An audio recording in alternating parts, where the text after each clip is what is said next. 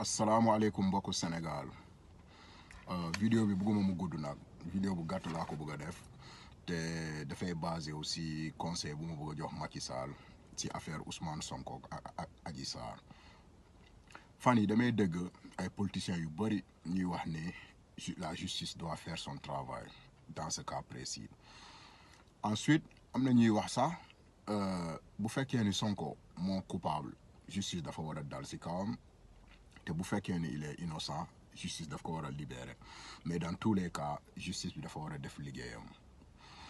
am na ñuy dem même dañuy citer ministre français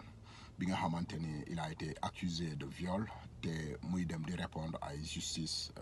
ou bien muy dem di répondre justice ci dëkkam mais loolu mauvaise comparaison la man mënuma d'accord ci comparaison boobu parce que un ministre français il est qui par rapport à Sonko kenn mënul comparer Sonko avec un ministre français. Un ministre français n'est rien du tout nit la bu nga xamante ni dafa am chef Macron moo ko nommé ama def ko fu mu war ko fu mu teg ko fu mu ko war a teg sachant que mun na ko fa génnee à n'importe quel moment mais ce ministre français amul dayoo bu Sonko am nañu bàyyi soxor xam te nañu bàyyi di comparer ce qui n'est pas comparable. Un petit ministre français de rien du tout kenn mënu ko comparer ak Sonko da ngeen di comparer ce qui est comparable yéen a ngi dégg. Ensuite d'habitude man du ma bëgg a citer exemple France xam nga nekkoon naa France nekkoon naa Angleterre léegi maa ngi États-Unis ci dëkk yu ma def ci France ak Angleterre ak États-Unis dëkk bu ma gën a respecté mooy États-Unis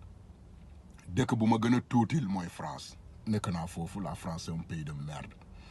Bon, je suis désolé pour le terme mais tout le monde le sait même ñoom dañ koy wax doo ko xam ba nga dëkk foofu donc yéen ñi nga xamante ne yéen a ngi Sénégal peut-être génnu leen xam nga France moo leen mën a tiital wala affaire yooyu noonu mais la France c'est un pays de merde. La France c'est un pays de rien du tout. Donc nekkuma def vidéo ça ci France mais kii la rek parenthèse la woon rek comprendre mais bu fekkee ni dañu war a comparer benn nit ci France ak Ousmane Sonko. Ce ne serait pas ce ministre-là, ce ne serait ni Macron ni ce ministre-là. Benn personnalité si man moo la ñu mën a comparer ak Ousmane Sonko si dayo bu mu am wala si projet bu mu am mooy le général de Gaulle. Le général de Gaulle lu tax ma comparer ko ak Sonko mooy que déjà si dayo bu mu am de un si personnalité forte bu mu nekk de un de deux si projet bu muy porter. Ousmane Sonko projet bu muy porté c'est pour libérer le Sénégal. De Gaulle projet bu mu porté woon ci temps boobu noonu c'était pour libérer le Sénégal. Donc imaginez si jamono boobu benn femme jóg nii rek ne De Gaulle moo ko violé da ngeen yaakaar ne nii la doon demee comme ñu def Ousmane Sonko da ngeen yaakaar ne nii la doon demee lu tax parce que am na genre nit yi nga xamante ne c'est une personnalité si forte que soo leen bëggee attaquer il faut nga teg ci table bi li nga xamante ni c'est du palpable sans aucun doute raisonnable parce que c'est une personnalité dafa forte au point que soo leen laalee ci li nga xamante ni teguwul ci li nga xamante dafa solide mun nga yëngal dëkk rapidement.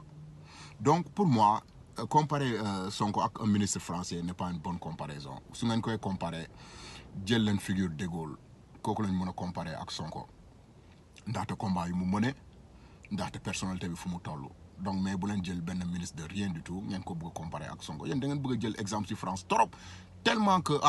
aussi bien que xam nga n'importe quel exemple bu leen ñëw à l'esprit vous êtes prêt à exploiter cet exemple là parce que la France vous croyez que c'est tellement au-dessus que xam nga lu ndaw lu xew France mun nañ ko comparer ak lu mag buy xew Sénégal. Non, c'est pas comparable, je suis désolé.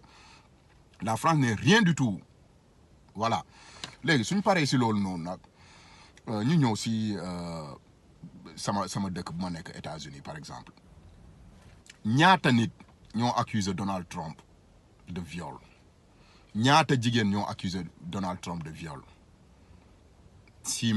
ma mémoire est bonne je crois que ça doit faire minimum 5 personnes. Est-ce que Donald Trump actuellement poursuivre nañ ko justice si loolu? Pourtant États-Unis fii la justice marche, la loi marche bu mu bëggee sàcc élection yi wala bu mu bëggee bañ résultat élection justice bi moo dox loi bi moo dox actuellement nii il voulait s'accrocher au pouvoir il n'a pas pu mais bu ñu ko accusé viol lan moo tax justice peut-être que yéen vous aurez l'impression que justice deful liggéeyam non c'est pas ça la justice marche dans ce pays mais pourquoi parce que y a de ces personnalités là du accusation bu frivole du ay accusation banale ñoo mun a tax ñu poursuivre leen soo leen bëggee poursuivre da nga leen di poursuivre li nga xamante ni c'est du solide comme du roc nga teg ko ci kaw table li nga xamante ni kenn du ko mun a nier actuellement bu fekkee ne dañu accuser woon Sonko ci li nga xamante ni sans aucun doute raisonnable da ngeen yaakaar ni ay nit dinañ génn booy pour rey boppam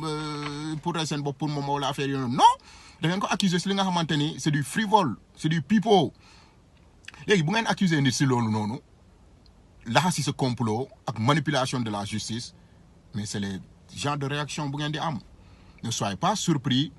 à ce que l'espoir d'un peuple ngeen bëgg ko saaxee ci ay affaires yu bidon xam nga li nga xamante ni affaire de massage affaire de mais c'est du n'importe quoi luy xew Sénégal yaa ngi dégg léegi nag man conseil laay jox Macky Sall te conseil moo koy jox moo di ne na jël affaire bi yëpp mu teg ko ci suuf ba mu set comprendre